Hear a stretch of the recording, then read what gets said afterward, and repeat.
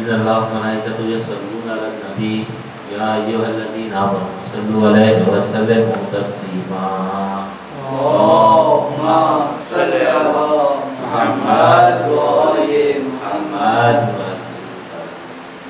بسم الله الرحمن الرحيم. عن فاطمة الزهراء عليه السلام بنت رسول الله صلى الله عليه وآله قال سمعت فاطمة أنها قالت دخل على أبي رسول الله في بعض الأيام فقال السلام عليك يا فاطمة فقلت عليك السلام قال إني أجد في بدني ضعفا فقلت له أعوذك بالله يا فتاه من الضعف فقال يا فاطمة إني بالكساء اليماني فأتيني به فأتيت به الكساء اليماني فأتيت به وصرت أنظر إلى وإذا وجهه يتلألأ كأنه البدر في ليلة تمامه وكماله وما كانت إلا ساعة وإذا بولد الحسن عليه السلام قد أقبل وقال السلام عليك يا أمه فقلت وعليك السلام يا قرة عيني وثمرة فؤادي فقال يا أمه إني أشم عندك راحية طيبة كأن راحية جد رسول الله صلى الله عليه وآله فقلت نعم إنا جاءتك وتحت الكساء فأقبل حسن نحو الكساء وقال السلام عليك يا جدة يا رسول الله أتأذن لي أن أدخل معك تحت الكساء وقال وعليك السلام يا ولدي ويا صاحب حوضي قد أذنت لك فدخل معك تحت الكساء وما كانت إلا ساعة وإذا بولد الحسين عليه السلام قد أقبل وقال السلام عليك يا أمه فقلت وعليك السلام يا قرة عيني وثمرة فؤادي فقال لي يا أمه إني أشم عندك راحية طيبة كأن راحية جد رسول الله فقلت نعم إن جدك وقع تحت الكساء فدن الحسين نحو الكساء وقال السلام عليك يا جده السلام عليك يا من اختار الله أتأذن لي أن أكون معكم تحت الكساء فقال وعليك السلام يا ولدي ويا شافع أمتي قد أذنت لك فلك معهما تحت الكساء فأقبل عندك ذلك أبو الحسن علي بن أبي طالب وقال السلام عليك يا بنت رسول الله فقلت وعليك السلام يا أبا الحسن ويا أمير المؤمنين فقال يا فاطمة إني أشم عندك راحية طيبة كأن راحية جد أخيك وابن عمي ورسول الله فقلت نعم ها هو مع ولديك تحت الكساء فأقبل علي نحو الكساء وقال السلام عليك يا رسول الله أتأذن لي أن أكون معكم تحت الكساء قال وعليك السلام يا أخي ويا وسيلي وخليفتي وصاحب لوائي قد أذنت لك فقد علي تحت الكساء ثم أتيت نحو الكساء وقالت السلام عليك يا فتاه يا رسول الله أتأذن لي أن أكون معكم تحت الكساء قال وعليك السلام يا بنتي ويا بزتي قد أذنت لك فدخل تحت الكساء فلما كملنا جميعا تحت الكساء أخذ برسول الله بتر في الكساء وأمي بيدي ويمني إلى السماء وقال اللهم إني أهؤلاء أهل بيتي وخاصتي وحامتي لحم لحمي ودم دمي ليؤلمني ما يؤلمهم ويحزنني ما يحزنهم أنا حرب لمن حاربهم وسلم لمن سالمهم وعدو لمن عاداهم ومحب لمن أحبهم إنهم مني وأنا منهم فاجعل صلواتك وبركاتك ورحمتك وغفرانك ورضوانك علي وعلى وأزل عنكم الرزق وطهركم تطهيرا. اللهم صل على محمد وآل محمد. فقال الله عز وجل يا ملائكتي ويسجدان السماوات إني ما خلقت السماء مبنية ولا عرضا مدية ولا قمرا منيرا ولا شمسا مضية ولا فلكا يدور ولا بحرا يجري ولا فلكا يسري إلا في محبة هؤلاء الخمسة الذين هم تحت الكساء. فقال أمين جبرائيل يا رب ومن تحت الكساء. فقال عز وجل أهل بيت النبوة ومعدن الرسالة هم فاطمة وأبوها وبالها وبنوها. اللهم صل على محمد وآل محمد. فقال جبرائيل يا رب أتأذن لي أن أهبط إلى الأرض لأكون معهم سادسا. فقال الله نعم قد أذنت لك فهبط الأمين جبرائيل وقال السلام عليك يا رسول الله اليمين الأعلى يدرك السلام ويتصل بالتحية والإكرام ويقول لك وعزتي وجلالي فيما خلقت سماء مبنية ولا عزم منهية ولا قمرا منيرا ولا شمسا مضيئة ولا فلك يدور ولا بحر يجري ولا فلك يسري إلا لأجلكم ومحبتكم وقد أذن لي أن أدخل معكم فهل تأذن لي يا رسول الله فقال رسول الله عليه السلام يا أمين ويد الله إنه نعم قد أذنت لك وقد قال جبرائيل ما أنا تحت الكساء فقال لأبي إن الله قد أوحي إليك يقول إنما يريد الله ليذهب عنكم الرجس أهل البيت ويطهركم تطهيرا اللهم صل على محمد وآل محمد. فقال لي لأبي يا رسول الله أخبرني ما لجلوسنا هذا تحت الكساء من يا رسول الله أخبرني ما لجلوسنا هذا تحت الكساء من الفضل عند الله فقال النبي صلى الله عليه وآله والذي بعثني بالحق النبي واصطفاني برسالة النبي ما ذكر خبرنا هذا في محفل من محافل أهل الأرض وفي جمع شيئتنا ومحبينا إلا ونزلت عليهم الرحمة وخفت بهم الملائكة واستغفرت لهم إلا أن يتفرقوا فقال علي عليه السلام إذا والله فزنا وفاذ شيئتنا ورب الكعبة فقال أبي رسول الله صلى الله عليه وآله يا علي والذي بعثني بالحق النبي واصطفاني برسالة النبي ما ذكر خبرنا هذا في محفل من محافل أهل الأرض وفي جمع من شيئتنا ومحبينا وفيهم مهمون إلا وفرج الله همه ولا مغمون إلا وكشف الله غمه ولا طالب حاجة إلا قضي الله حاجته فقال علي عليه السلام إذن الله وفزنا وسردنا وكذلك شيئتنا فعلوا وسردوا في الدنيا والآخرة ورب الكعبة اللهم صل على محمد وآل محمد. اللهم صل على محمد وآل محمد. मैं खाक पर सो जाऊंगी मैं खाक पर सो जाऊंगी हाँ कहती हूँ बाबा सीने पे सुलाने को हाँ कहती हूँ बाबा सीने पे सुलाने को हाँ कहती हूँ बाबा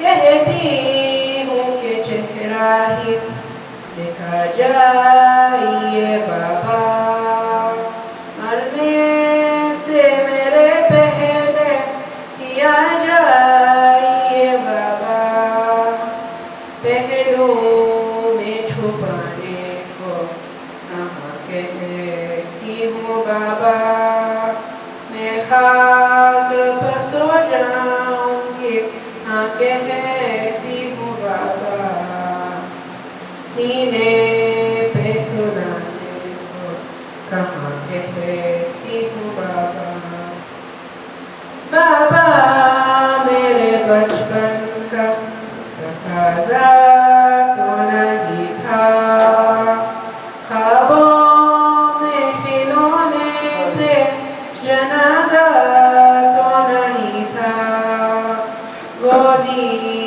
में खिलाने को कहाँ कहती हूँ बाबा मैं खाक पर सो जाऊंगी मैं खाक पर सो जाऊंगी हाँ कहती हूँ बाबा सीने पे सुलाने को कहाँ कहती हूँ बाबा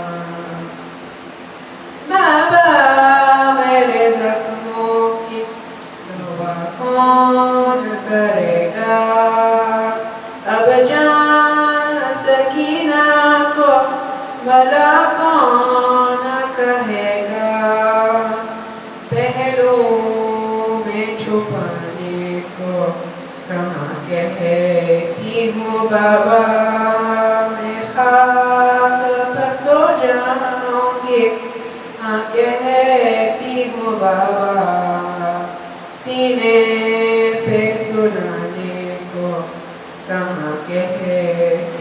بابا زندہ کے اندھیرے میں صلح کیوں نہیں دیتے بابا مجھے مرنے کی دعا کیوں نہیں دیتے میں لوری سنانے کو کہاں کہتی ہوں بابا میں خاک پر سو جاؤں گی میں خاک پر سو جاؤں گی ہاں کہتی ہوں بابا سینے پہ سلانے کو کہاں کہتی ہوں بابا مر جاؤں اگر بابا میرا شام ہو آنا بیمار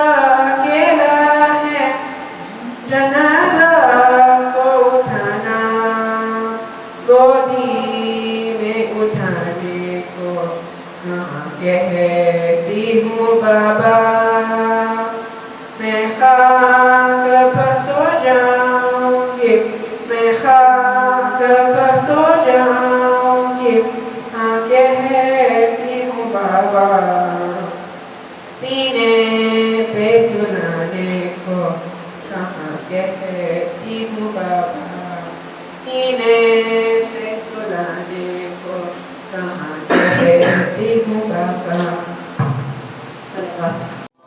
صلی علی محمد وآل محمد کھا گئے شام کے زندہ میں اندھیرے بابا کھا گئے شام کے زندہ میں اندھیرے بابا جس کو کہتے ہیں یتیمی یہ سنا تھا میں نے آپ کے بعد یہ احساس ہوا ہے بابا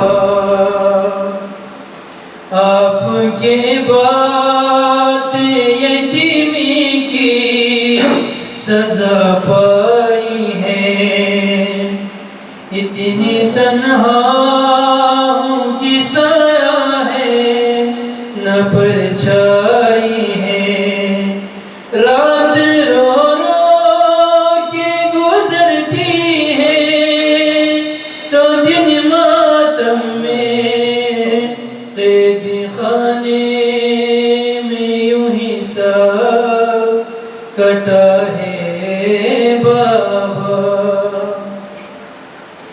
زندگی میری دکھوں سے ہے عبارت بابا کیسی قسمت نے دکھائی ہے مصیبت بابا میں جو روتی ہوں لگتے ہیں تماشے بابا آپ کی یاد میں رونا بھی سزا ہے بابا اپنے ارمان تھے زندہ سے میں گر جاؤں گی ایسا لگتا ہے یہی رو رو کے مر جاؤں گی یہ ستمگار سکینہ کو کفن کیا دیں گے نا کفن آپ کے لاشے کو ملا ہے بابا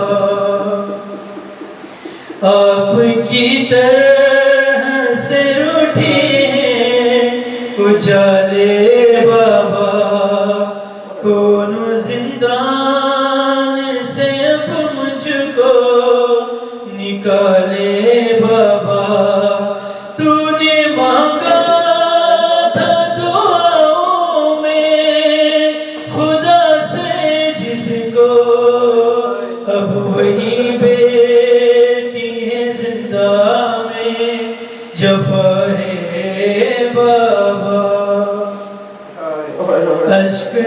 آنکھوں سے نکلتے ہیں لہو کانوں سے، اب درندوں سے نہیں خوف ہے انسانوں سے، ایک ہی مجبور یتیمہ پر ستم ڈھاتے ہیں، میری تقدیر میں دروں کی جفا ہے بابا، بابا کہتے ہیں یہ زندہ کے اندھیرے مجھ کو موت ہی آئے گی اب مجھ کو دلاسا دینے، میری ہر سانس ہی رہتی ہے ستم کی زد پر، ایسے جینے سے تو مرنا ہی بھلا ہے بابا، کھا گئے شام کے زندہ میں اندھیرے بابا۔ اللهم صل على محمد وآل محمد۔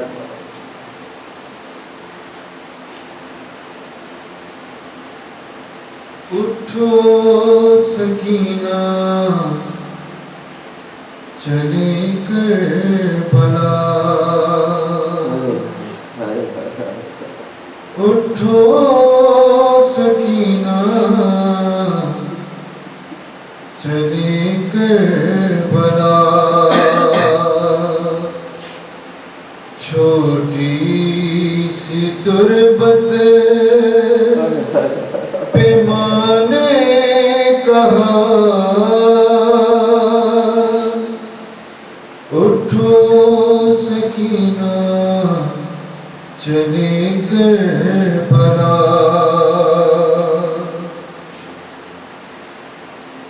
مجھے شاہزادی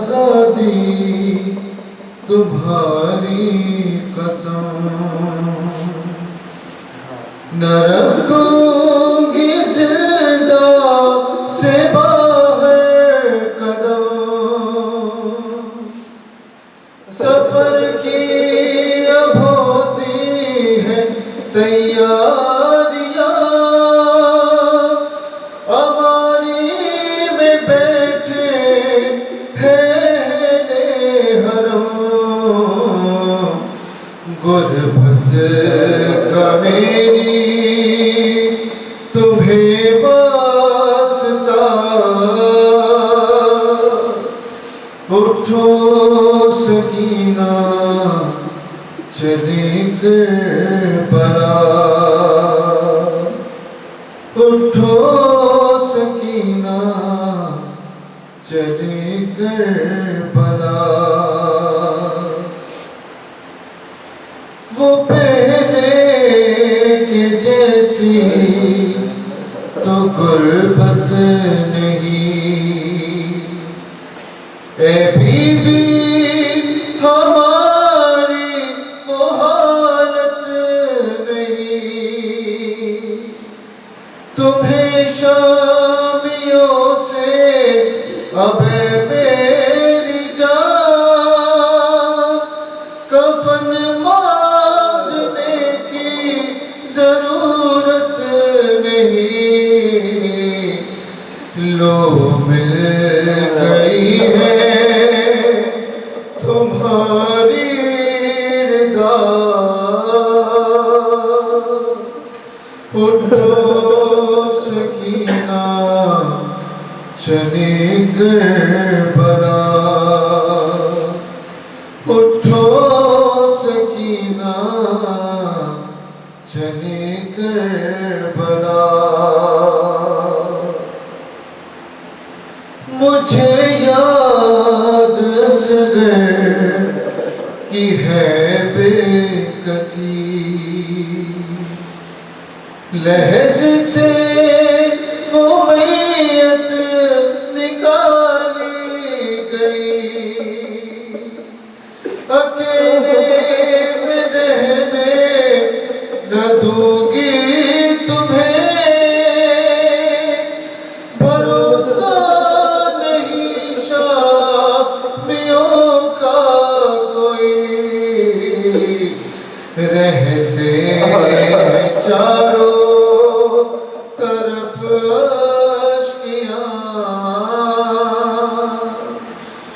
اٹھو سکینہ چلی کربلا، اٹھو سکینہ چلی کربلا، کہانی بدر کی سناؤں گی میں، اگر نیند آئی سلاؤں گی میں، اکیلے نہ ڈاکے پہ بیٹھو گی تم، تمہیں ساتھ اپنے بٹھاؤں گی میں، اب تو رسل میں نہ ہوگا گلا، اٹھو سکینہ چلے کربلا،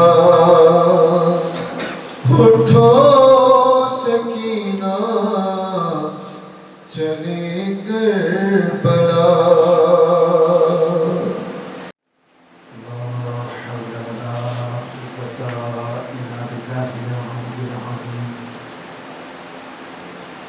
أعوذ بالله من الشيطان اللعين الرجيم بسم الله الرحمن الرحيم رب اشرح لي صدري ويسر لي أمري واحلل عقدة من لساني يفقهوا قولي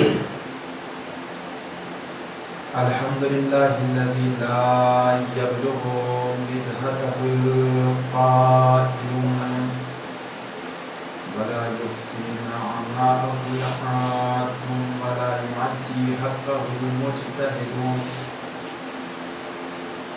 فطر الخلائق بقدرته ونشر الرياح برحمته وابتدى بالسحور ميدان أرضه ثم الصلاة والسلام على رسوله الثقلين محبوب ربه المشرقين والمغربين ولي الدارين إمام القبلتين جد الحسن والحسين أبي القاسم محمد اللهم صل على محمد وآل محمد وأهل بيته الطيبين الطاهرين المعصومين المظلومين ولعنة الله على أعدائهم وقتلتهم وغاصب حقوقهم ومنكر فضائلهم ومصائبهم وولايتهم وجلالتهم وعظمتهم وعطشهم أجمعين من الآن إلى قيام يوم الدين. أما بعد فقد قال رسول الله صلى الله عليه وآله وسلم إنما الأعمال بالنيات. صلوات محمد وآل محمد. اللهم صل على محمد وآل محمد. الحمدللہ تمام تر تعریف اس رب کریم کے لیے ہیں کہ جس نے ہر شے کے اوپر اپنی نظر کرم کا سایہ کیا ہے. وہ پروردگار عالم کہ جس نے بن مانگے عطا کیا ہے. وہ پروردگار عالم کہ جو ہماری شکل کے حیات سے بھی زیادہ قریب تر ہیں. وہ پروردگار عالم کہ جو ہمارے ذہنوں کے اندر، ہمارے دلوں کے اندر، ہماری نسوں کے اندر ہر شے کے جذبات کو جاننے والا ہے، ہر شے کے راز و رموز کو جاننے والا ہے. اور خود اس کا حبیب ارشاد فرما رہا ہے انما الاعمال بالنیات. اور پھر مولا علیہ السلام کی بھی حدیث ہے، امام بھی اس طرح سے رسول اسلام کا حوالہ دیتے ہوئے جملہ ارشاد فرما رہے ہیں انما الاعمال بالنیات. تمام کے تمام اعمال کا دار و مدار نیت کے اوپر ہے. جیسی آپ کی نیت ہوگی ویسے ہی اعمال قرار دیے جائیں گے. اگر نیت اچھی ہے تو 2 منٹ کی عبادت کئی سالوں کے اوپر بھاری ہو سکتی ہے، لیکن اگر نیت اچھی نہیں ہے تو کئی سالوں کی عبادت بھی قابل قبول نہیں ہو سکتی۔ سب سے پہلا سوال یہ ہے کہ نیت کس کے لیے ہے؟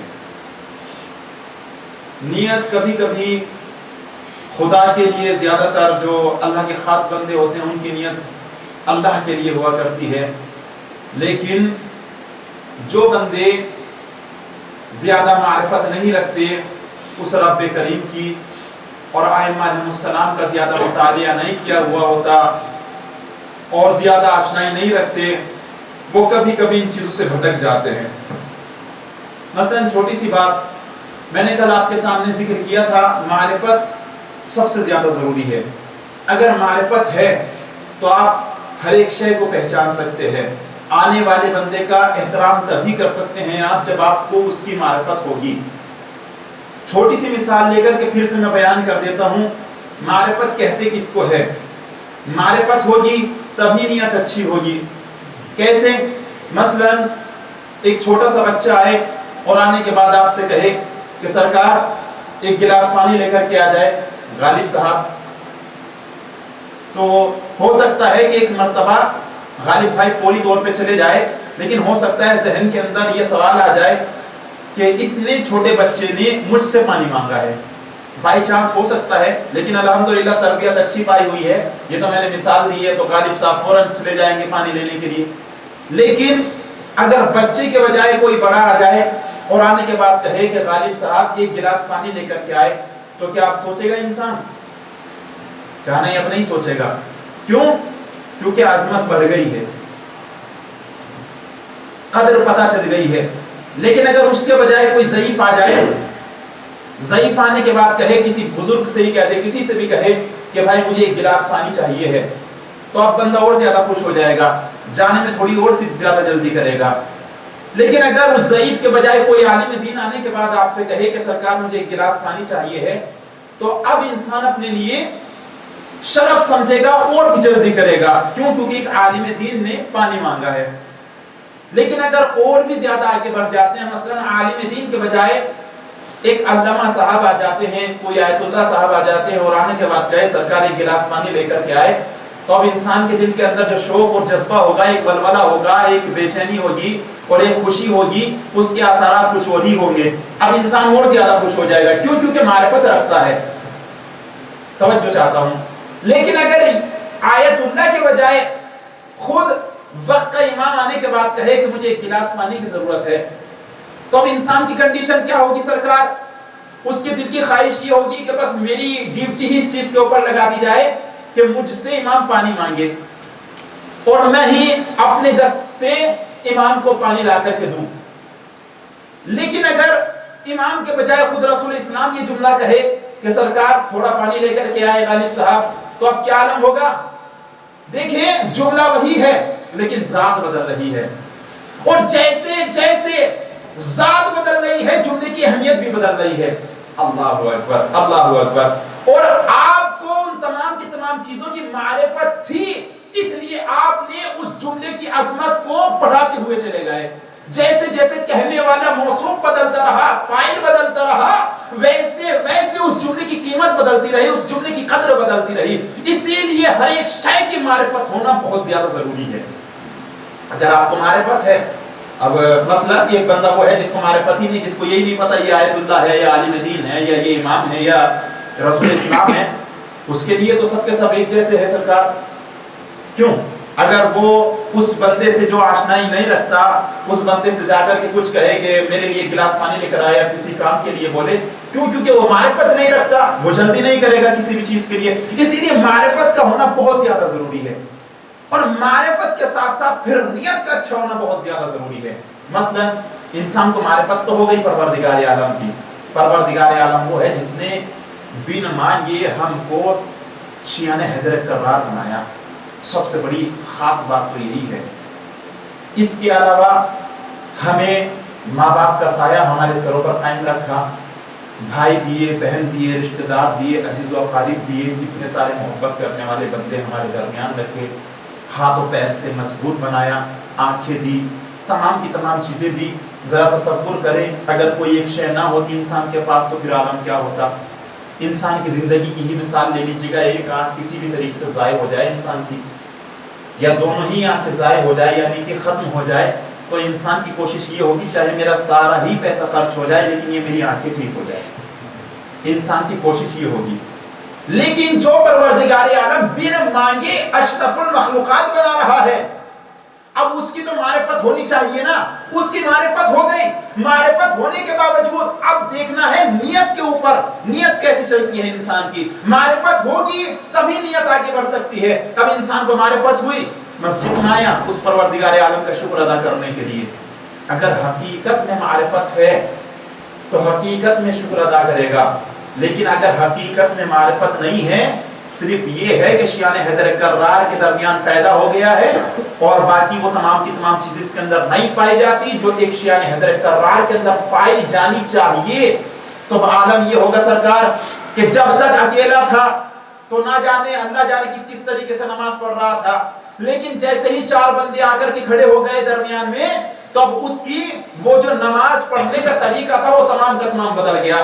ابھی تک تو اتنی جلدی کر رہا تھا, جب کوئی موجود نہیں تھا نماز پڑھنے میں اتنی جلدی کر رہا تھا کہ اس سے زیادہ جلدی پڑھنے والا کوئی نہیں تھا. لیکن جیسے ہی چار بندے اس کے درمیان میں آ کر کے کھڑے ہوئے تو فوراً اس کی نیت بدلی. ارے سرکار فلاں بندہ ہمیں دیکھ رہا ہے, کہیں ایسا نہ ہو وہ یہ سوچے ارے مولانا صاحب اتنی جلدی نماز تمام کر لیتے ہیں, کیسی نماز پڑھ رہے ہیں. لیکن جیسے ہی چار بندے آ کر کے کھڑے ہوئے تو مولانا صاحب نے اپنی ترنم کو, اپنی آواز کو بدلنا شروع کر دیا, لہجے کو بدلنا شروع کر دیا. اب سرکار اگر چار بندے کو دیکھنے کے بعد انسان کا لہجہ بدل جاتا ہے تو ایسی نماز خدا کے لیے نہیں ہوا کرتی بلکہ لوگوں کے لیے ہوا کرتی ہے. ذرا تصور کیجیے گا, کیونکہ یہ لہجہ تب بھی ہونا چاہیے تھا جب انسان اکیلا تھا, اگر اپنے رب کے لیے پڑھ رہا ہے. لیکن جب چار بندے آئے تو لہجہ تب تبدیل ہوا جب چار بندے اس کے ارد گرد جمع ہو گئے. تو پھر یہ بتائے لہجہ کس کے لیے بدلا, کیا خدا کے لیے لہجہ بدلا ہے یا لوگوں کے لیے بدلا ہے؟ تو اگر لوگوں کے لیے بدلا ہے تو خداوند عالم بروز قیامت یہی جملہ کہے گا, جن لوگوں کے لیے تم نماز پڑھتے تھے انہی سے جا کر کے اجر لے لو اپنا. تو لہٰذا یہ نیت کے اوپر ڈیپینڈ کرتا ہے. اگر ہماری نیت خالص پروردگار عالم کے لیے ہے تو پروردگار عالم اس کا اجر ضرور دے گا. لیکن اگر لوگوں کے لیے آ جاتی ہے, اس کے اندر کسی بھی طرح کی عیاری مکاری آ جاتی ہے, تو اب سرکار جس کے لیے نیت بدلی ہے اب اسی سے ہی اجر جا کر کے لو, اور وہ کچھ دے نہیں سکتا. دوسری مثال سمجھیے گا, نیت کی ہی مثال سمجھیے گا. ایک بندہ ہے جب اکیلے میں نماز پڑھ رہا تھا تو جلدی پڑھ رہا تھا. جب چار آدمی آ گئے تو آرام سے پڑھنے لگا, آواز بنا کر کے پڑھنے لگا. اب ایمانداری سے تمام کے تمام بندے الحمدللہ ہوشیار بیٹھے ہوئے ہیں, پڑھے لکھے بیٹھے ہوئے ہیں, ذرا غور و فکر کر کے جواب دے, سوچے تھوڑی دیر کے لیے. اب یہ بتائے اس کی کون سی نماز قابل قبول ہے؟ وہ والی نماز قابل قبول ہے کہ جو اس نے جلدی اللہ کے لیے پڑھی ہے, یا یہ والی قابل قبول ہے کہ جو اس نے آرام سے بندوں کے لیے پڑھی ہے؟ اللہ اکبر. میں کوئی جملہ کہہ گیا ہوں میرے عزیزو, تو میرے عزیزو لوگوں کے لیے پڑھنے سے زیادہ بہتر تو یہ ہے کہ کم سے کم انسان تھوڑا عمل کرے لیکن پروردگار عالم کے لیے کرے, کسی انسان کے لیے نہ کرے. لیکن اگر وہی جو تنہائی میں نماز پڑھ رہا تھا اگر اس کے اندر تھوڑا سا اور اخلاص آ جاتا تو اس کے اندر نور و نور ہو جاتا. تو اس لیے کوشش کرے جب بھی کوئی بھی عبادت انجام دے, اگر 1000 بندے بھی اس جگہ پر آ جائے تو ہمیں کبھی بھی اپنی نیت نہیں بدلنی, بلکہ نیت ہماری پروردگار عالم کے لیے ہونی چاہیے. ایک صلوات پڑھے محمد و آل محمد. اللہم صلی علی محمد و آل محمد. دیکھیے میں بہت بڑا جملہ کہہ گیا ہوں, چونکہ اکثر و بیشتر یہ ہمارے درمیان ہو جاتا ہے. کوئی کتنا ہی بڑا متقی ہو, میں اپنے لیے مثال لے لیتا ہوں, کوئی کتنا ہی بڑا متقی ہو, لیکن جب انسان اکیلے میں نماز پڑھ رہا ہے تب اس کا پڑھنے کا سلیقہ الگ ہوا کرتا ہے. لیکن جب 10 بندے آ کر کے کھڑے ہو جاتے ہیں تب تھوڑا سا اس کا طریقہ بدل جاتا ہے, انداز بدل جاتا ہے. بھائی یہ بتائے کیا لوگوں کے لیے بدل رہے ہو یا اللہ کے لیے بدل رہے ہو؟ اگر اللہ کے لیے بدل رہے ہو تو پہلے سے بدلنا چاہیے تھا, اور اگر لوگوں کے لیے پڑھ رہے ہو تو سرکار پھر یہی ہے جب بھی لوگ نظر آئے تب جا کر کے آپ کھڑے ہو جاؤ, اس کا کوئی اجر نہیں ملنے والا. اسی طرح سے ایک بہت بڑا متقی اور پرہیزگار انسان تھا,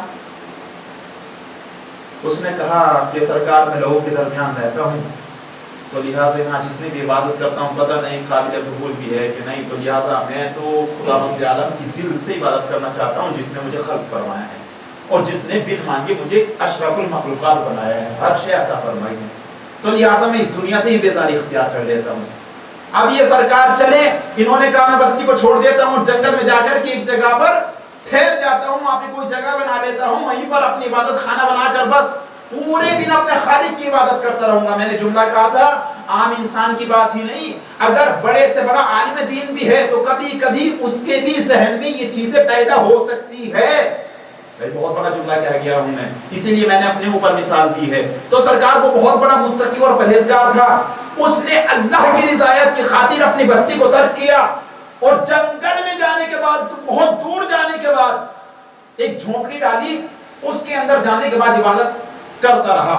اب عبادت انجام دے رہا ہے، عبادت انجام دے رہا ہے، عبادت انجام دے رہا ہے کہ ایک دن ایسا ہوا کہ جب یہ اکیلا کھڑا ہوا نماز انجام دے رہا تھا کہ اچانک اس کو پیچھے سے کھڑکے کی آواز آئی۔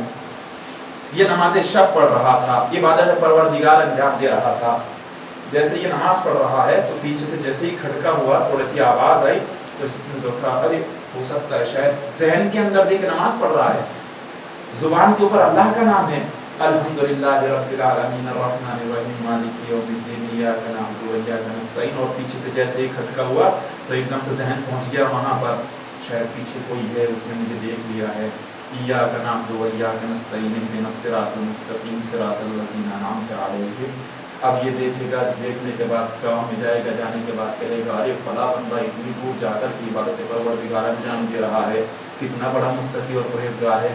صراط الذین انعمت علیہم غیر المغضوب علیہم ولا الضالین، اور پیچھے سے سرکار نماز یہ پڑھتا جا رہا ہے اور پیچھے سے وہ اگر کھڑکا ہوا ہے تو ذہن کے اندر وہ تمام کے تمام خیالی پلاؤ پکتی جا رہی ہے۔ اب مجھے تھوڑی سی اپنی ترنم کو اور زیادہ بدل دینی چاہیے تاکہ اس کو پتہ چل جائے کہ میں کتنا بڑا عبادت گزار ہوں۔ پھر ہر ایک بندہ یہی کہے گا ارے سرکار جاؤ اس کے پاس جاؤ، وہ تو اکیلے میں عبادت پروردگار اتنی زیادہ انجام دیتا ہے تو لہٰذا اس کی دعائیں بہت زیادہ قبول ہوگی، تو ہر ایک بندہ میرے پاس آیا کرے گا۔ بسم اللہ الرحمن الرحیم قل هو اللہ احد اللہ الصمد۔ نماز تمام کر دی سرکار، آرام آرام سے، بالکل آرام آرام سے، لیکن یاد رکھیے گا بہت بڑا متقی اور پرہیزگار تھا۔ اب جیسے ہی نماز کمپلیٹ ہوئی اس نے پیچھے مڑ کے دیکھا تو کیا دیکھا سرکار؟ وہاں پر کوئی انسان نہیں تھا بلکہ ایک کتا تھا جو اس کے گھر کے اندر داخل ہو گیا تھا، اور جس کے پاؤں لگنے کی وجہ سے، چہرہ لگنے کی وجہ سے، منہ لگنے کی وجہ سے اس کا دروازہ کھل گیا تھا۔ اللہ اکبر۔ اب اس کے ذہن میں تو وہی تمام چیزیں چل رہی تھی۔ اب پتہ یہ چلا سرکار جس خدا کے لیے یہ نماز پڑھ رہا تھا، ایک کتے کے آنے کی وجہ سے اس کی تمام کی تمام نیت بدل گئی۔ اب یہ بتائے وہ نماز اس کے لیے رہ گئی، رب کے لیے رہ گئی، یا پھر اس کتے کے لیے اس نے پڑھ دی؟ اللہ اکبر، اللہ اکبر۔ میں بہت بڑا جملہ کہہ گیا ہوں۔ تو لہٰذا ہمیں اپنی نیت کو ہمیشہ پائیدار رکھنی چاہیے۔ ہمیں ہمیشہ جب بھی عبادت پروردگار انجام دے تو کم سے کم یہ سوچ کر کے انجام دینی چاہیے کہ یہ میں اپنے رب کے لیے انجام دے رہا ہوں، کسی بندے کے لیے انجام نہیں دے رہا ہوں۔ اسی لیے اگر کوئی دیکھنے والا ہے تب بھی عبادت ویسی کی ویسی ہی کرے، اور اگر کوئی دیکھنے والا نہیں ہے تب تو اور بھی زیادہ اچھے سے عبادت انجام دے۔ کیوں؟ کیونکہ میرے ائمہ علیہ السلام اور تمام کے تمام خاصان خدا جب بھی تنہائی میں ہوا کرتے تھے تو اس وقت سب سے زیادہ اپنے پروردگار عالم کی تسبیح و تحلیل کیا کرتے تھے۔ ویسے تو کوئی لمحہ آپ کا ایسے ہی نہیں گزرا جس میں آپ نے تسبیح و تحلیل نہ کی ہو، لیکن جب تنہائی میں ہوا کرتے تھے تب سب سے زیادہ اور بھی اچھے انداز میں تسبیح و تحلیل کیا کرتے تھے۔ اتنا زیادہ رویا کرتے تھے، اتنا زیادہ رویا کرتے تھے کہ جس وقت نماز کے لیے کھڑے ہو رہے ہیں تو پورا کا پورا چہرہ سرخ ہو جاتا تھا اور ہاتھ پیر اس طرح سے لرزنے لگتے تھے۔ یہ ہمارا احمد مسلم کی ذات مبارکہ ہمیں کچھ سکھا رہی ہے۔ میں نے پہلے بھی جملہ کہا تھا، پھر سے جملہ کہہ رہا ہوں، اے نور کے پتلے تجھے کیا خاک سے نسبت، احسان تیرا ہے جو زمین پر اتر آیا۔ زمین پر آئے اس لیے ہے تاکہ ہم لوگ کچھ واضح و نصیحت ان سے حاصل کر سکیں۔ وہ ہمارے لیے آئیڈیل ہے، ایک نمونہ عمل ہے۔ میں نے پیچھے کی مجلس میں بالکل اسی آئیڈیل کے اوپر، نمونہ عمل کے اوپر کئی مجالس سے پڑھی ہے، تو بالخصوص ہمیں ان سے کچھ سیکھنا چاہیے۔ ایک شخص تھوڑی سی طریقے سے نماز پڑھتا جا رہا ہے، سرکار بستی کے ایک جنگل میں جانے کے بعد इबादत खुदा अंजाम दे रहा है। इतनी ज्यादा कि सरकार खाना पीना तक छोड़ देता था। खाया तो खाया, नहीं खाया तो कोई दिक्कत नहीं, नमाज पढ़ रहा है। अब सरकार, शैतान का तो हीला ही ये होता है कि सरकार तलाश करो कौन है परवरदिगार आलम का बहुत ज्यादा चाहने वाला, जाकर के उसको बहका के खाओ। अगर वो बहक जाएगा तो हमारा तो काम ही पूरा हो गया। तो सरकार, शैतान उसके करीब आया और करीब आने के बाद उसको बहकाना शुरू किया, लेकिन वो इतना ज्यादा अल्लाह का चाहने वाला था कि वो उसके बहकाए में नहीं आया, फिर भी अपने परवरदिगार आलम की इबादत अंजाम देता जा रहा है। अब जब शैतान थक गया तो इसने सोचा अब तो ये ऐसे वैसे नहीं बहक सकता, तो ऐसा करता हूँ मैं भी इसी के बराबर में मुसल्ला बिछा लेता हूँ। अब उसने मुसल्ला बिछा लिया बराबर में, ये भी नमाज पढ़ रहा है, वो भी नमाज पढ़ रहा है। अब सरकार ये तो नमाज पढ़ने के बाद एक मर्तबा इधर उधर को देख रहा है, लेकिन शैतान है कि जो आम इंसान की शक्ल में आया है और वो तो इधर उधर देखता ही नहीं, बस नमाज पे नमाज पढ़ता जा रहा है। नमाज तमाम हुई, फौरन खड़े हो गया, फिर से अल्लाहु अकबर, फौरन तमाम की तमाम नमाज फिर पढ़नी शुरू कर दी। इस बंदे को हाजत भी आ जाती है, उसको हाजत भी नहीं आती। अल्लाहु अकबर, ये क्या मसला हो गया? अब ये नमाज पढ़ता जा रहा है, कई घंटे गुजर गए, लेकिन ये इंसान तो थक गया, लेकिन इसने देखा ये तो थकने का नाम ही नहीं ले रहा है। इसका मतलब ये हुआ ये मुझसे भी बड़ा मुत्तकी और परहेजगार इंसान आया है कोई मेरे बराबर में। तो अब इसके ज़हन के अंदर वही विचार चलने लगे जो अभी तक किसी चीज से बहका नहीं था। अब शैतान ने देखी उसको किस तरह से बहकाना शुरू कर दिया, ये मुझसे भी बड़ा मुत्तकी और परहेजगार आ गया मेरे बराबर में सरकार।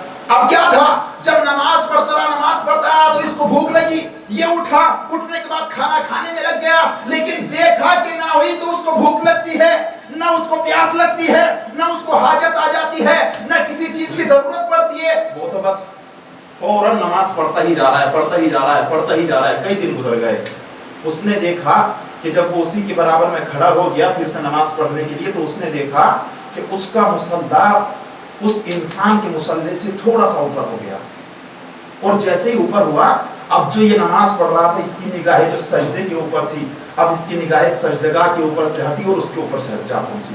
अरे अल्लाहु अकबर, इतना बड़ा मुत्तकी और परहेजगार इंसान है, ये तो मुझसे भी ज्यादा बड़ा मुत्तकी है, इसका मुसल्ला भी जमीन के ऊपर नहीं है बल्कि ऊपर उड़ रहा है, और इस तरीके से ये नमाज अंजाम दे रहा है। अब सरकार ये इसी तसव्वुर में नमाज तमाम कर दी, नमाज तमाम करने के बाद बैठ गया, अब सोच रहा है किसी तरीके से इससे बात करूं, ये तो बहुत बड़ा मुत्तकी परहेजगार इंसान है, किसी भी तरीके से मौका मिले कि इससे बात करूं मैं। लेकिन जैसे वो नमाज तमाम करता है फौरन अल्लाहु अकबर, वो फौरन नमाज पढ़ना शुरू कर देता है जो शैतान है। अब इसने देखा यार ये तो नमाज रोक ही नहीं रहा है, जब बहुत देर हो गई तो एक मर्तबा बस उसने हाथ का इशारा दिया तो वो रुक गया। वो उसने शैतान ने सोचा ठीक है अब तो ये कम से कम मेरे कब्जे में तो आया, तो अब ये थोड़ा सा अपने रास्ते से हटना शुरू हो गया है। तो उसने मालूम किया कि भाई ये तो बताओ तुम इतने बड़े मुत्तकी और परहेजगार कैसे बन गए हो, आखिर वजह क्या है, सबब क्या है, इल्लत क्या है?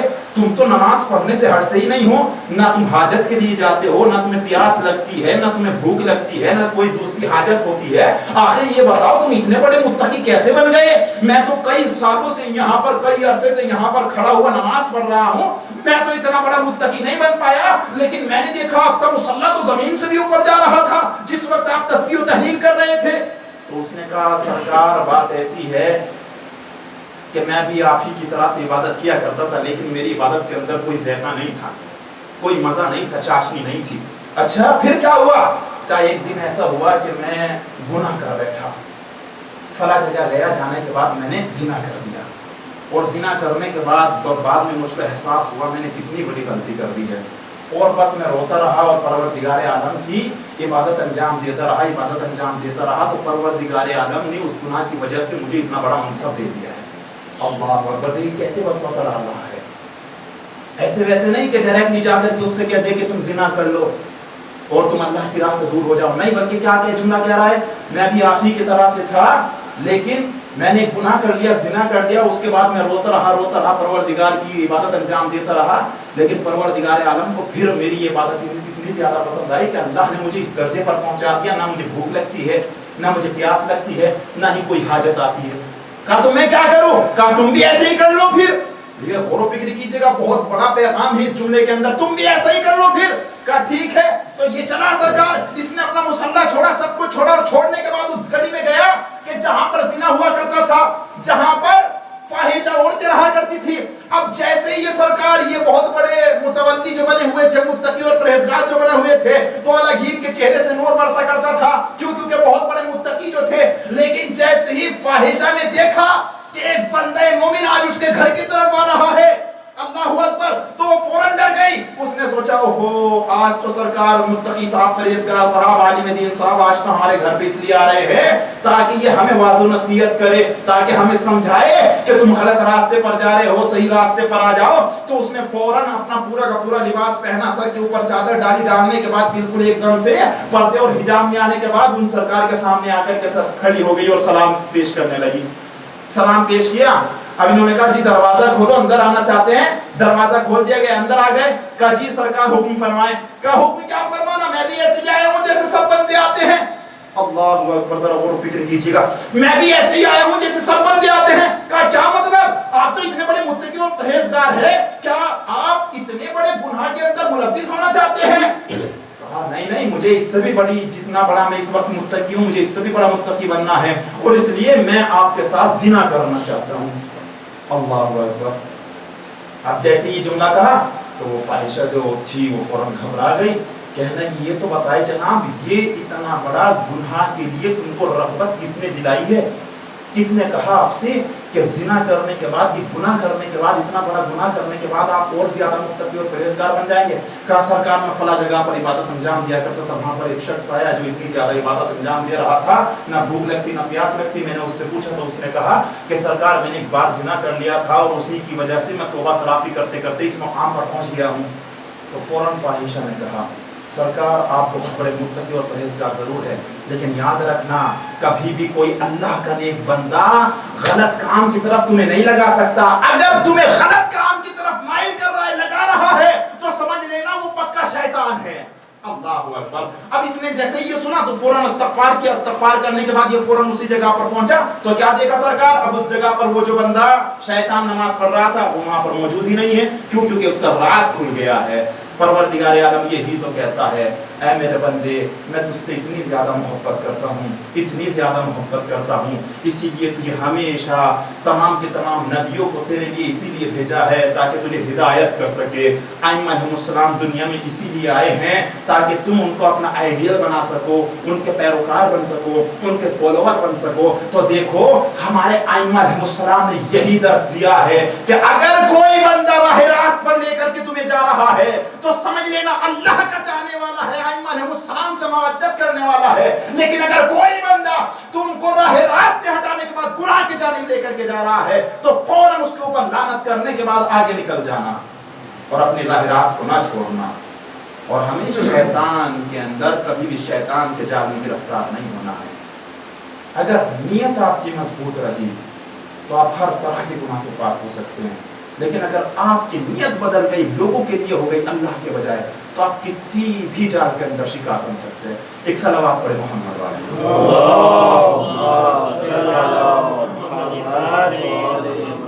آخری جملہ تو سرکار ایک مرتبہ چونکہ انما الاعمال بالنیت, نیت کی بات آ رہی ہے تو لہٰذا, اور شیطان کی بات آ رہی ہے تو لہٰذا ایک جملہ اور کہتے ہوئے اپنی رحمت کو تمام کرتا ہوں. سرکار ایسا ہوا ایک مرتبہ شیطان نے, جو شیطانوں کا بھی سردار ہوا کرتا ہے, چونکہ شیطان ایک یا دو نہیں ہوتے, شیطان کو جس وقت جنت سے نکالا جا رہا تھا اس وقت شیطان نے اپنی چند مانگیں پروردگار عالم کے سامنے رکھی تھی. پروردگار عالم تیری اتنی عبادت کی ہے, کچھ تو مجھے صلہ دے دے, کچھ تو دے دے. پروردگار عالم نے کہا بتا کیا چاہیے ہے. کہا پروردگار عالم ایک تو روز قیامت تک کے لیے مجھے زندگی چاہیے ہے. کہا ٹھیک ہے, میں رب الکریم ہوں, ٹھیک ہے میں دے دیتا ہوں, ہر شے کے اوپر قادر ہوں. کہا ٹھیک ہے دے دیتا ہوں. کہ پروردگار عالم دوسری میری تمنا یہ ہے کہ اگر انسان کا ایک بیٹا پیدا ہو تو میرے 2 بیٹے پیدا ہونے چاہیے. تو اسی لیے جہاں جہاں بھی انسان دنیا میں آتا ہے اس کے ساتھ ساتھ کچھ شیاطین بھی ہوا کرتے ہیں جو اس کو بری چیزوں کی جانب لگانے کی کوشش کرتے ہیں. تو لہٰذا شیطان ایک نہیں ہے. کبھی آپ یہ سوچے شیطان تو صرف ایک ہی ہے. دنیا کے اندر نہ جانے کتنے کچھ شیطان گھوم رہے ہیں, لیکن جس طرح سے انسانوں کا سربراہ ہوا کرتا ہے اسی طرح سے شیطانوں کا بھی ایک سربراہ ہوا کرتا ہے. اور تیسری تمنا جو کی تھی, کہا جی تیسری تمنا میری یہ ہے کہ انسان کی چاروں سمتوں کے اوپر مجھے قبضہ چاہیے, تسلط چاہیے. दाएं से मैं उसको बहका सकूं, बाएं से मैं उसको बहका सकूं, आगे से उसको बहका सकूं, पीछे से उसको बहका सकूं। मुझे ये तमाम की तमाम ताकत चाहिए, कुव्वत चाहिए। परवरदिगार आलम जो हर शय के ऊपर कादिर है, उसने चारों सिमतों के ऊपर उसको कुदरत दे दी, का ठीक है चारों सिमतों से बहका सकता है। उसके बाद परवरदिगार आलम ने कहा याद रखना तू शैतान है और आखिर तक शैतान ही रहेगा, हम खुदा है, हम सबसे ज्यादा बेहतर जानते हैं। तूने 4 सिमतों के ऊपर कब्जा मांगा है, हम 4 सिमतें नहीं बल्कि 6 सिमतें बनाएंगे। इसीलिए अगर मेरा बंदा कभी गुनाह करने के बाद, मेरी बारगाह में आने के बाद रोते रोते सजदे में गिर जाए तो भी हम उसकी खताओं को माफ कर देंगे, और अगर अपने हाथों को मेरी बारगाह के लिए बुलंद कर दे और मुझसे माफी मांग ले तब भी हम उसके तमाम गुनाहों को माफ कर देंगे। एक सलावत पढ़े मोहम्मद वाले।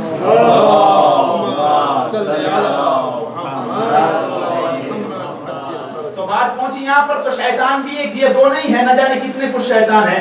अब पता ये चले कि शैतान खुश कैसे होता है, खुश किस तरह से हुआ करता है। बिलखुसूस ये बच्चों के लिए भी पैगाम है और मेरे बुजुर्गों के लिए भी पैगाम है और मेरी माँ बहनों के लिए भी ये पैगाम है। शैतान खुश कैसे होता है? अच्छा, बहुत सारे शैतान एक जगह पर जमा हुए थे, कहा ठीक है सुबह हो गई है, जाओ अपने अपने काम पर। अब तमाम के तमाम शैतान चल पड़े सरकार अपने अपने काम पर। क्या काम है उनका? लोगों को अल्लाह की राह से हटाना और गलत रास्ते पर लेकर के आना। तमाम के तमाम शैतान पहुंच गए अपनी अपनी ड्यूटी पर। अब जब पहुंच गए हैं तो एक शैतान ने एक इंसान को अच्छा काम करते हुए देखा, उसको उस काम से हटा दिया।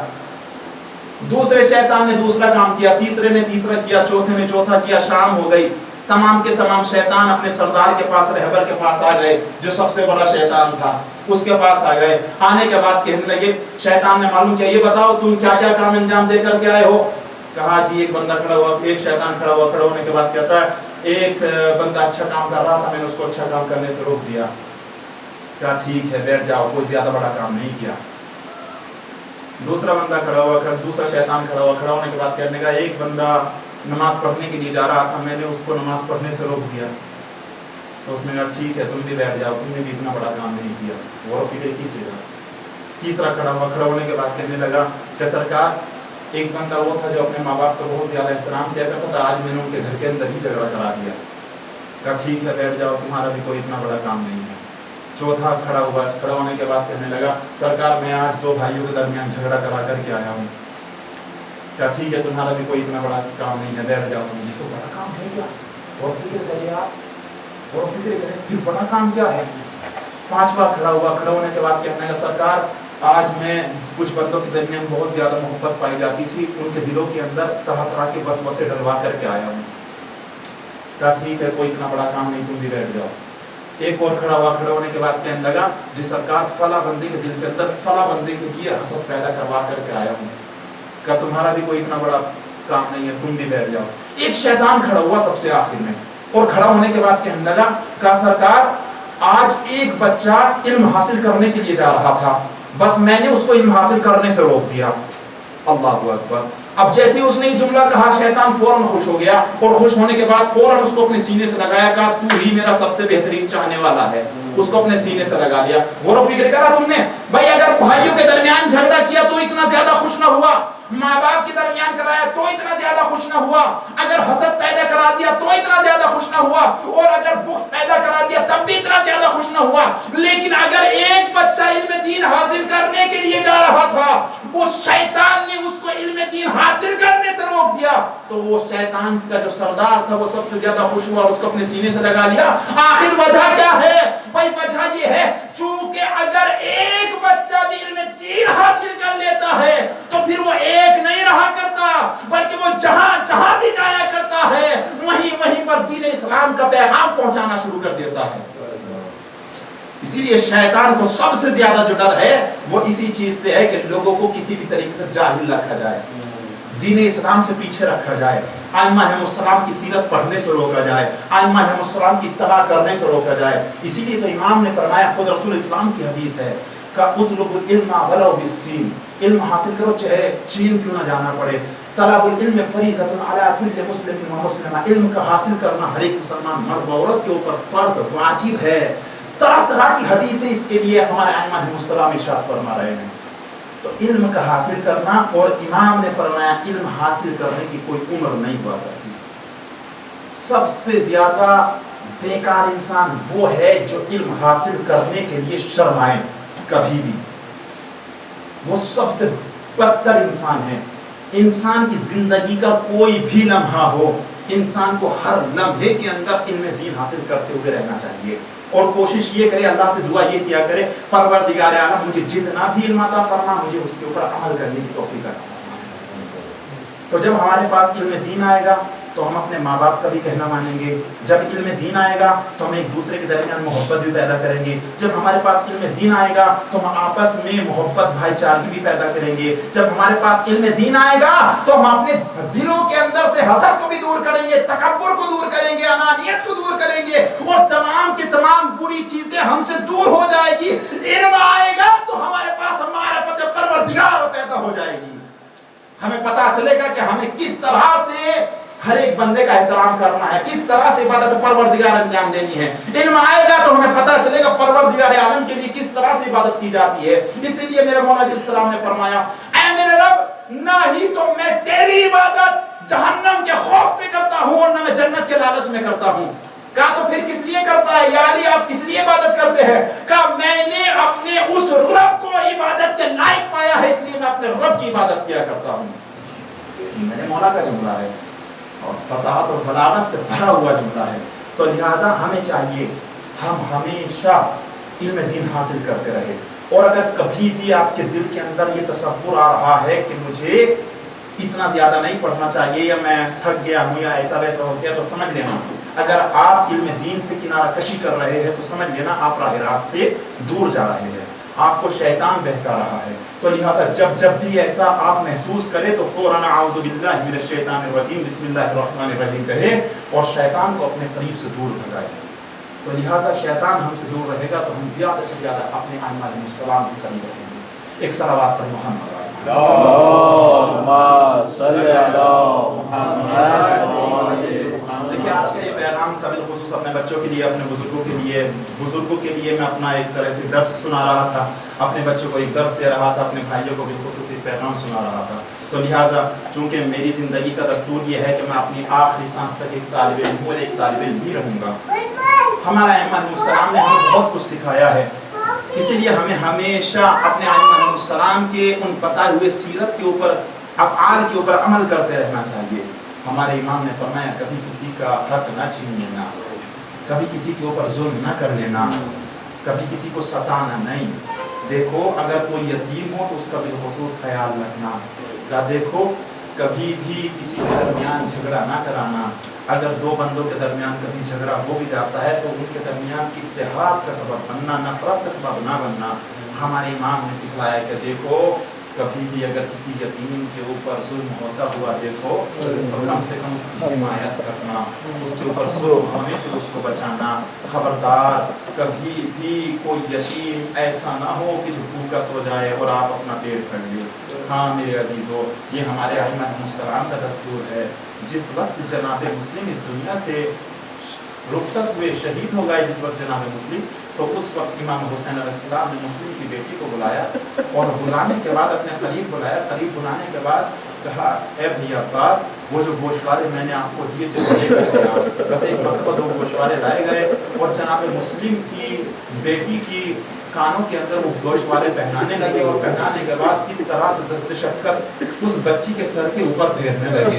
بچی سمجھدار تھی، بس ایک مرتبہ کہنے لگی، کہا آپ تو میرے اوپر دست شفقت اس طرح سے پھیر رہے ہیں کہ جیسے کہ کوئی یتیم کے سر کے اوپر دست شفقت پھیرا جاتا ہے. ہاں میرے عزیزو، جس وقت امام حسین علیہ السلام مسلم کی بچی سے اس طرح سے محبت کر رہے تھے اور اسی وقت ایک چھوٹی سی بچی وہیں پر کھڑی ہوئی دیکھ رہی تھی اور وہ یہ سوچ رہی تھی اگر کوئی یتیم ہو جاتا ہے تو اس کے اوپر دست شفقت پھیرا جاتا ہے، اس کے کانوں کے اندر گوشوارے پہنائے جاتے ہیں، اس سے محبت کی جاتی ہے. لیکن ہاں میرے عزیزو، بچی کو یہ نہیں پتا تھا ہاں جب وہ بچی یتیم ہو جائے گی تو کوئی اس کے سر کے اوپر دست شفقت پھیرنے والا نہ ہوگا، کوئی گوشوارے پہنانے والا نہ ہوگا. لوگ ضرور آئیں گے، ہاں اگر کوئی سر کے اوپر ہاتھ رکھے گا تو ردا کو چھین کر کے لے جائے گا، कोई कानों के ऊपर हाथ मारेगा तो होश वालों को इस तरह से नोच करके ले जाएगा। अरे कोई तमाचे लगाने के लिए आएगा।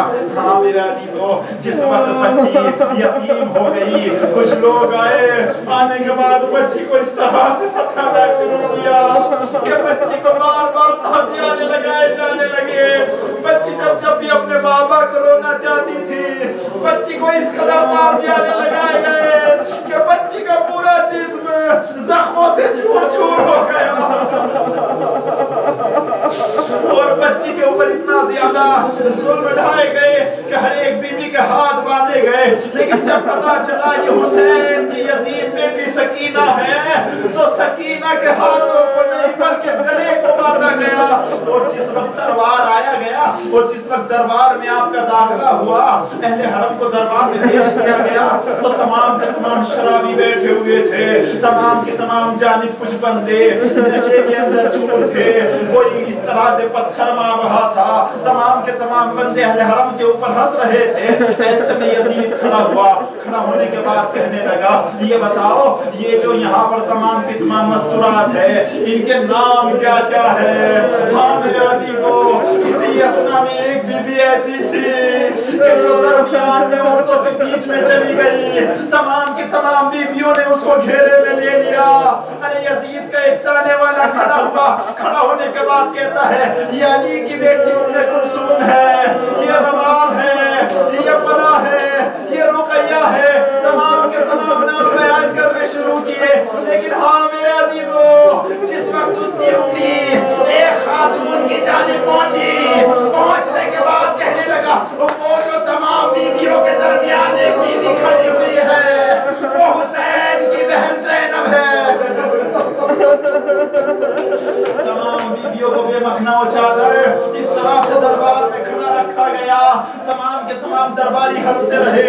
हाँ मेरे अजीजों, इसी असना में यजीद खड़ा हुआ, खड़ा होने के बाद कहता है ये एक बच्ची खड़ी हुई है, ये बच्ची कौन है? एक शख्स ने कहा कि ये हुसैन की बेटी है। यजीद उसके करीब आया, करीब आने के बाद कहता है ए बच्ची ये बता तेरा नाम क्या है? बच्ची कुछ बोलना चाहती है लेकिन बच्ची की आवाज नहीं निकलती। अरे यही तो वो दरबार शाम है जिसके लिए सज्जाद खून के आंसू बहता रहा, बार बार एक ही जुमला कहता रहा, अश्शाम अश्शाम अश्शाम। हाँ मेरे अजीज, तो फिर से यजीद ने मालूम किया ए बच्ची तेरा नाम क्या है? बच्ची फिर से बोलना चाहती है पर आवाज नहीं निकलती। हाँ मेरे अजीजों, बस एक मर्तबा यजीद गुस्से में आया, ए बच्ची तो गुस्ताख हो गई है, तू मेरे किसी भी सवाल का जवाब नहीं देती। अरे इसको कोई कोड़े लगाओ। बच्चे से एक सिपाही आगे बढ़ा, जैसे ही सकीना को ताजियाना मारना चाहता था, अरे फौरन आगे सज्जाद बढ़ गया। बढ़ने के बाद कहा ऐ यजीद, अरे ये मेरी बहन है, इसके गले के अंदर इतनी मजबूत रस्सी बांधी गई है, जब भी ये बोलना चाहती है तो इसकी आवाज नहीं निकलती। बार बार कभी पैर को जमीन से उठाती है, जमीन पे रख देती है। बच्ची के एक मर्तबा रस्सी को ढीली किया गया, जैसे रस्सी को थोड़ा ढीला किया गया, बच्ची संभाल गया। बच्ची बता तेरा नाम क्या है? बच्ची ने रोते हुए कहा मेरा नाम फातिमा है। कहा तो फिर सकीना कौन है? कहा मेरा बाबा मुझे सकीना कहा करता था। कहा क्यों कहा करता था? कहा इसलिए कि बाबा मुझे अपने सीने पर सुलाता था, बाबा ने मुझे दुआओं में मांगा था, मेरा बाबा मुझसे बहुत मोहब्बत किया करता था। सकीना सकीना क्या अपने बाबा को मिलना चाहती हो? कहा जी हाँ मैं अपने बाबा से मिलना चाहती हूँ। अरे जब से मेरा बाबा शहीद हुआ है किसी ने मेरे बाबा से मुझे मिलने ना दिया। सकीना मुझे ऐसा लगता है जैसे तुम कई रोज की भूखी और प्यासी हो, क्या कुछ खाना चाहोगी? क्या तुम्हारे बाबा तुम्हें कुछ ज्यादा तक खिलाया करते थे? हाँ मेरा बाबा बहुत ज्यादा मोहब्बत से मुझे खजूर खिलाया करता था। हाँ मेरे अजीजों, क्या सकीना क्या कुछ खाओगी? बस एक मर्तबा एक तश्त मंगाया गया, ऐ सकीना जाओ जाकर के इस तश्त के अंदर कुछ खाना रखा हुआ है, कुछ खजूर है, जाकर के खा लो। अरे छोटी सी बच्ची अपने नन्हे नन्हे कदम बढ़ाने के बाद आगे बढ़ी। अब जैसे ही तश्त के ऊपर से कपड़ा हटाया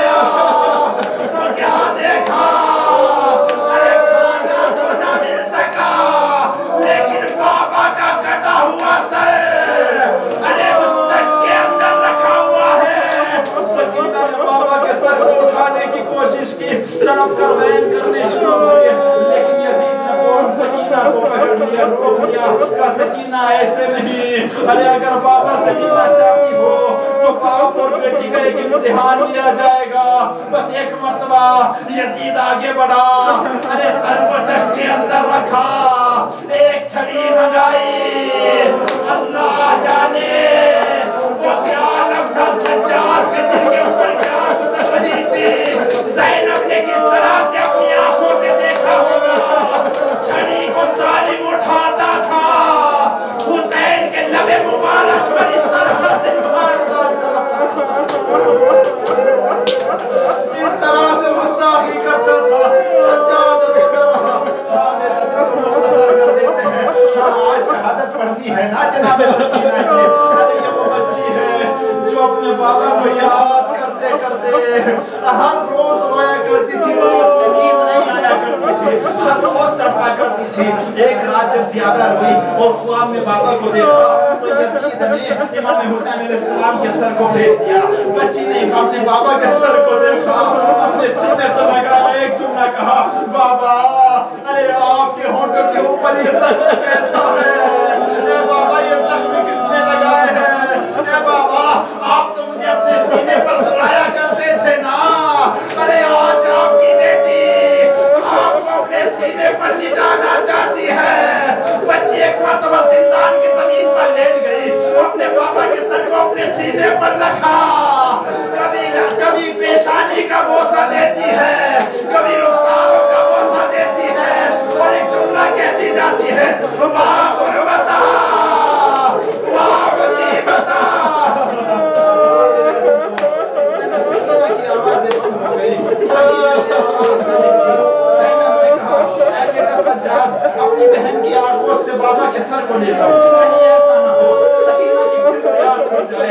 अब जैसे ही अपने बाबा के सर को सज्जाद ने उठाया, सकीना को हाथ लगाया, एक तीर मार के पीछे हटे, ऐ बुबी अम्मा इन्ना लिल्लाह व इन्ना इलैहि राजिऊन।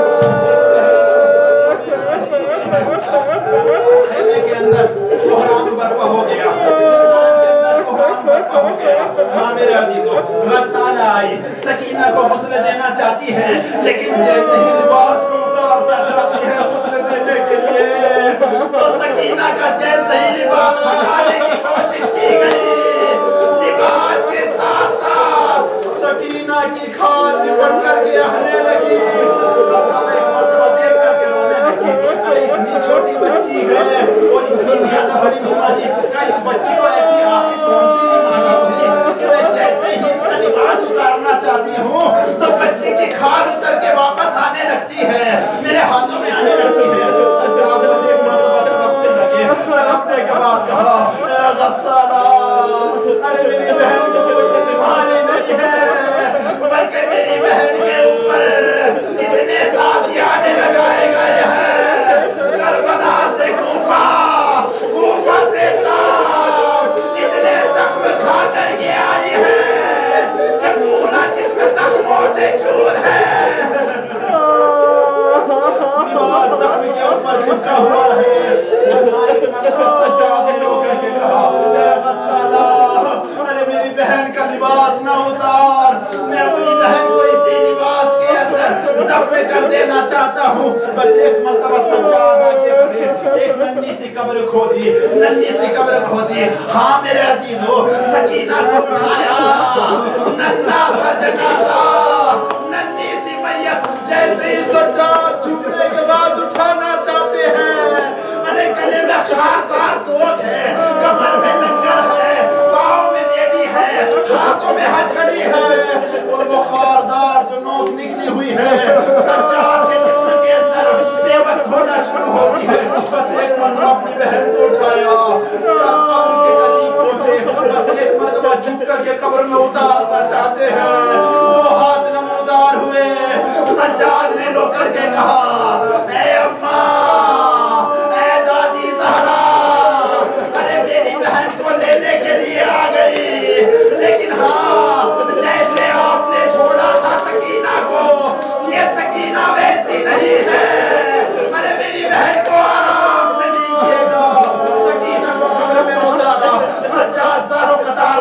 اور ایک جملہ کہتے ہیں اے بابا اپنی امانت کو اپنے پاس بلا لیا لیکن ہائے سجاد کی برباد سجاد ہر روز شہید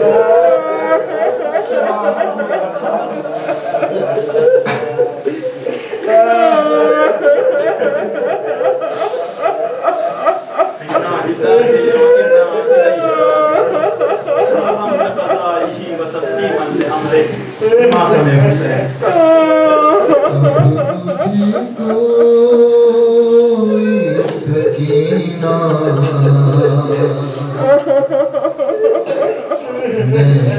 کہتا بابا اب مجھے کوئی سکینہ نہیں کہتا بابا قیدی کہتا ہے کوئی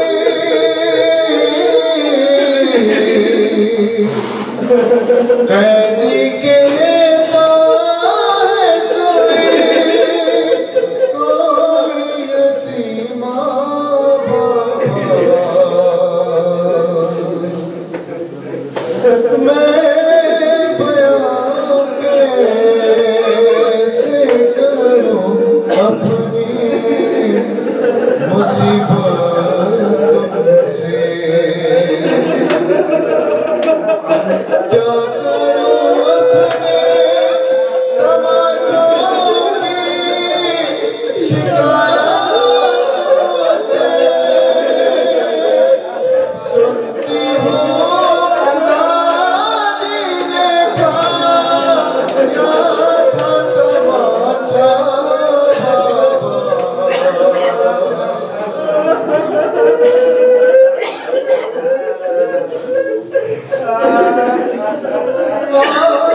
آپ تھے دور تو میں سارے ستم سہتی رہی رو پڑی کوفے کے دربار میں سہ نہ سکی آپ کے سامنے جب شیبر نے مارا بابا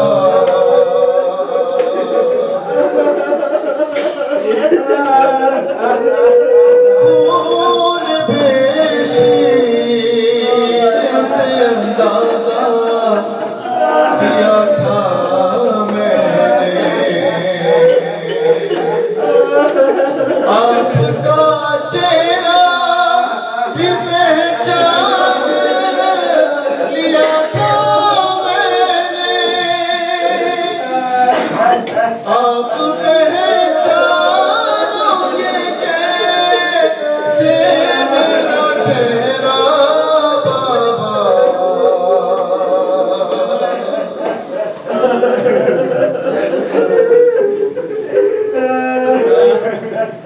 اس گھڑی ڈھونڈ رہی تھی میں چھچا جان کا سر کیسے بتلاؤں کہ کیا گزری تیری بیٹی پر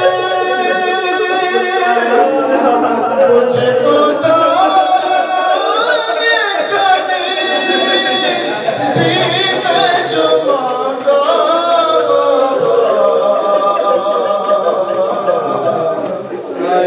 اب مجھے کوئی سکینہ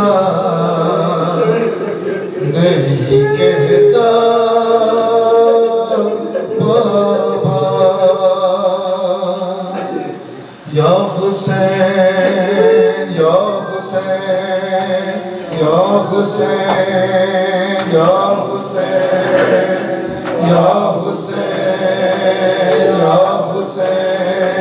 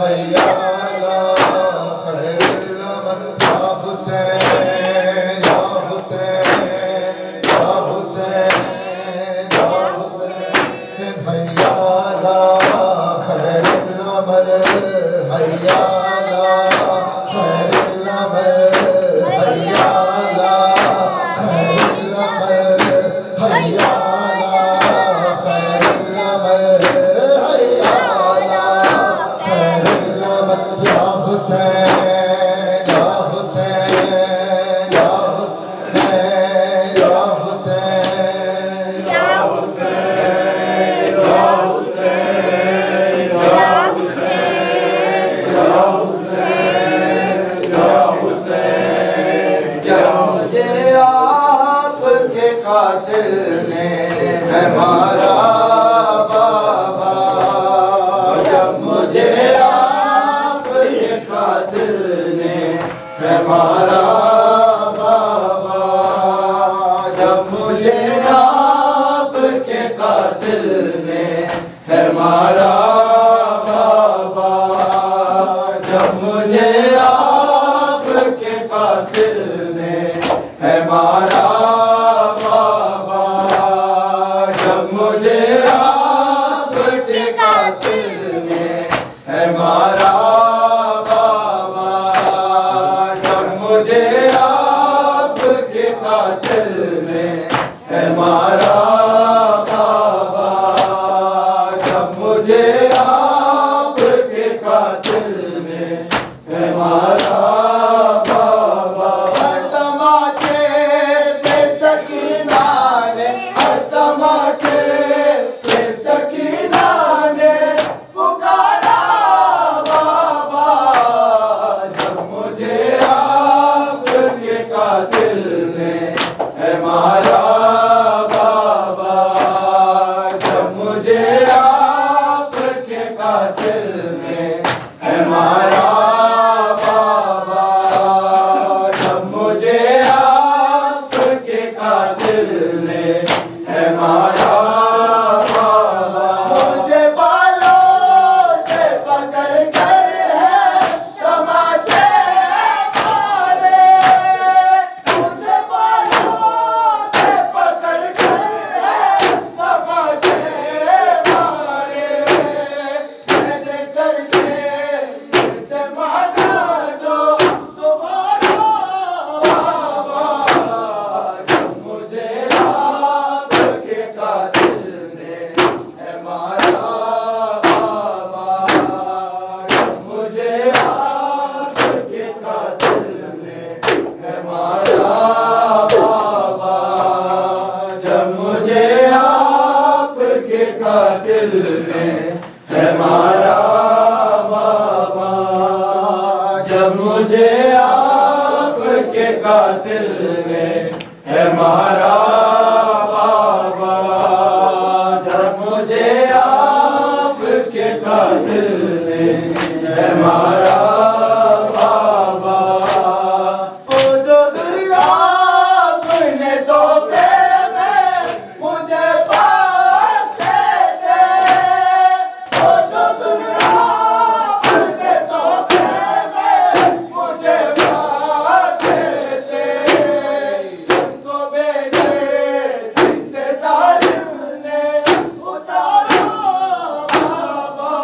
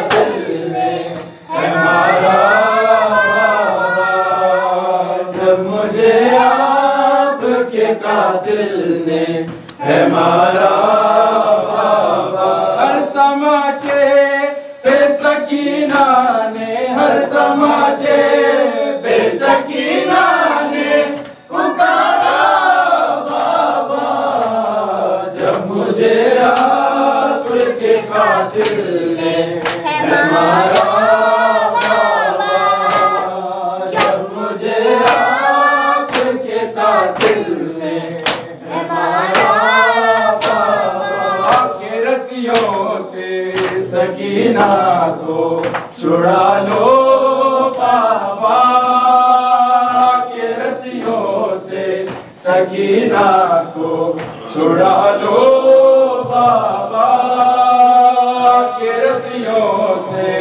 سکینہ کو چھڑا لو بابا، میں ہوں مشکل میں مجھے پاس بلا لو بابا، کے رسیوں سے سکینہ کو چھڑا لو بابا، کے رسیوں سے سکینہ کو چھڑا لو بابا، کے رسیوں سے سکینہ کو چھڑا لو بابا، کے رسیوں سے سکینہ کو چھڑا لو بابا، نیند آتی نہیں سونے سے بھی ڈر لگتا ہے، یوں جو کروٹ تو میرے کانوں سے گزرتا ہے، اپنے سینے پہ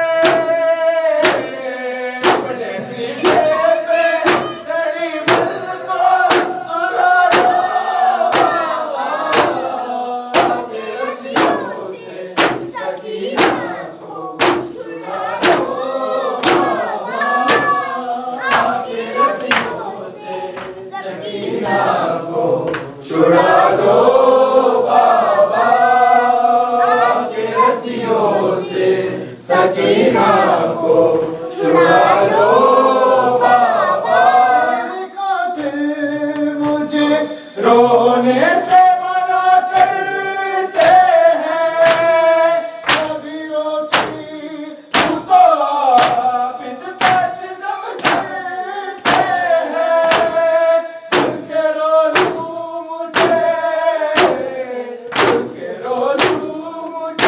نیزے پہ اٹھا لو بابا، کے رسیوں سے سکینہ کو چھڑا لو بابا، کے رسیوں سے سکینہ کو چھڑا لو بابا، کے رسیوں سے سکینہ کو چھڑا لو بابا، سے مانگو جو پانی جو چھڑک دیتا ہے، پھر میرے سامنے مٹی پہ گرا دیتا ہے، بھیج کے غازی کو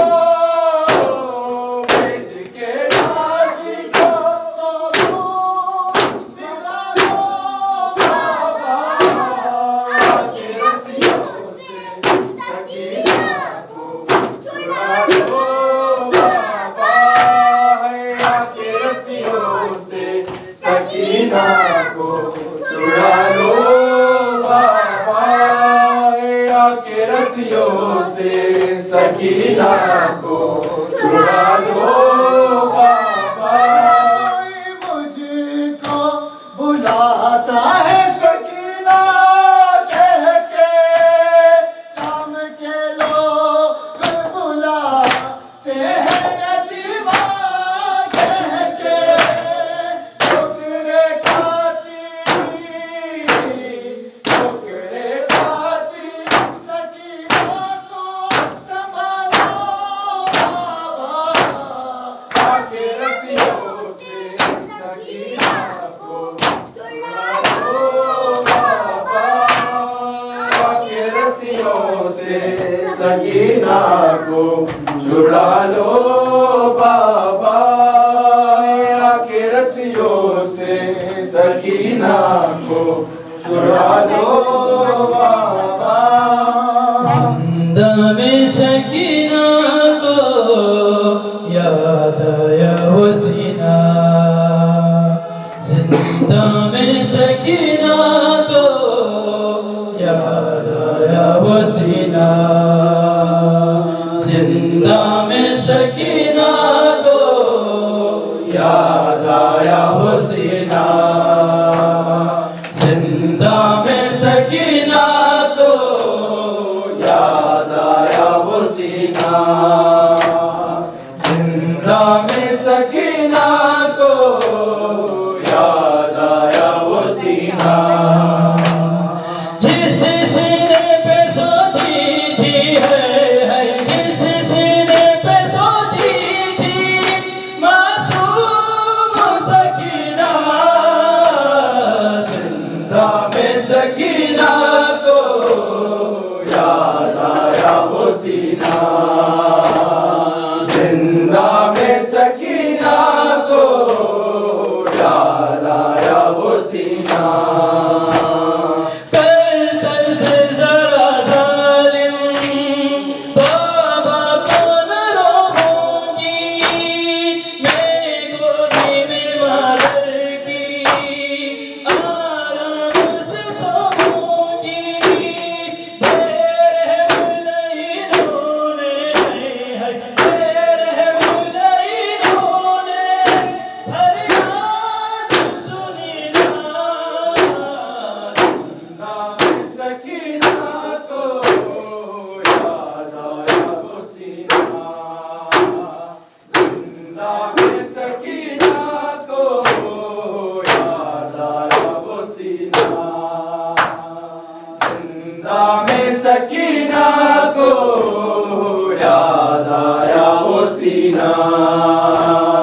है मौत की खामोशी तारीकी जिंदा में, क्या जुल्म किया लोगों मासूम से मैंने, कोई और तो मासूम है, कोई और तो मासूम यूं फैल हुई ना, जिंदा में सकीना को याद आया वो सीना, जिंदा में सकीना को याद आया वो सीना, जिंदा में सकीना को याद आया वो सीना। साजद जो जिंदा से हो गई खत्म तेरी, जाके नई सुखरा से तुमको है कसम मेरी, मैं दफन हूँ जिंदा में है, मैं दफन हूँ जिंदा में आबाद मदीना, जिंदा में सकीना को याद आया वो सीना, ऐ जिंदा में सकीना को याद आया वो सीना, जिंदा में सकीना को याद आया वो सीना। हर वक्त चमकता था करबल में मदीने में, तावीज़ की मानंद था शाबीरी के सीने में, गुम हो गया वो कैसे है, गुम हो गया वो कैसे, जिंदा में नगीना, जिंदा में सकीना को याद आया वो सीना, जिंदा में सकीना को سکینہ زندہ میں سکینہ کو یاد آیا وہ سینہ ہٹ جائے نہ غیرت سے ساجد جگر تیرا میرے گھر کی یہ رونق ہے کہتا تھا بدن تیرا یہ سوچ کے عابدی کو یہ سوچ کے عابدی کو کچھ ہوش نہیں نا زندہ میں سکینہ کو یاد آیا وہ سینہ زندہ میں سکینہ کو یاد آیا وہ سینہ سکینہ اٹھو میری جان اٹھو رہائی ملی چلو گھر چلے سکینہ اٹھو میری جان اٹھو رہائی ملی چلو گھر چلے یہ کرتی تھی ماں لحد پر بکا میری لاڈلی چلو گھر چلے سکینہ اٹھو میری جان اٹھو رہائی ملی چلو گھر چلے سکینہ اٹھو میری جان اٹھو رہائی ملی چلو گھر چلے سکینہ اٹھو میری جان اٹھو رہائی ملی چلو گھر چلے سکینہ اٹھو میری جان اٹھو رہائی ملی چلو گھر چلے یہاں سے چلو چلے کربلا وہیں پر تمہیں ملیں گے چچا ستم جو ہوئے بتانا انہیں دکھانا انہیں یہ کرتا جلا چچا جان کو دکھانا ذرا ردا کو بھری چلو گھر چلے سکینہ اٹھو میری جان اٹھو رہائی ملی چلو گھر چلے سکینہ اٹھو میری جان اٹھو رہائی ملی چلو گھر چلے بتانا انہیں سبھی سختیاں ملی جس قدر تجھے دھر کیا ہماری ردا لٹی کس طرح چھنی کس طرح تیری بالیاں بتانا انہیں بجھی کس طرح تیری تشنگی چلو گھر چلے سکینہ اٹھو میری جان اٹھو رہائی ملی چلو گھر چلے سکینہ اٹھو میری جان اٹھو رہائی ملی چلو گھر چلے بدر سے ملو تو دل جوئی ہو بتانا انہیں بہت روئی ہو قسم ہو اگر تمہارے بنا سکینہ کبھی کہیں سوئی ہو لہد باپ کی ملے جب تجھے تو کہنا یہی چلو گھر چلے سکینہ اٹھو میری جان اٹھو رہائی ملی چلو گھر چلے سکینہ اٹھو میری جان اٹھو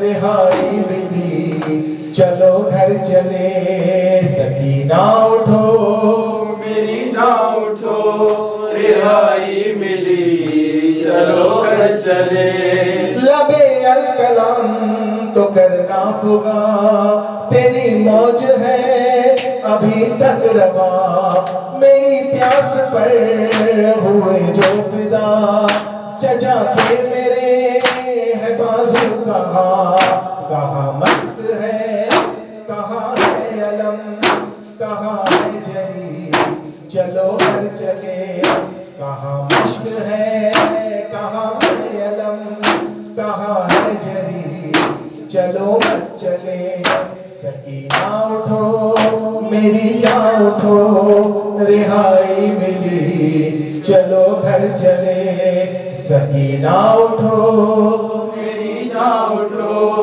رہائی ملی چلو گھر چلے نہ اب غم کوئی نہ افتاد ہے جو زنجیر سے اب آزاد ہے ٹھپی بھی تیرے ساتھ ہے تیرے ساتھ ہے وہ سجاد ہے میری غمزدہ شب غم کٹی سحر ہو چکی چلو گھر چلے سکینہ اٹھو میری جان اٹھو رہائی ملی چلو گھر چلے سکینہ اٹھو میری جان اٹھو رہائی ملی چلو گھر چلے ہے زینب ہے شام ہے زینب ہے شام ہے زینب ہے شام ہے زینب ہے شام ہے زینب ہے شام ہے زینب ہے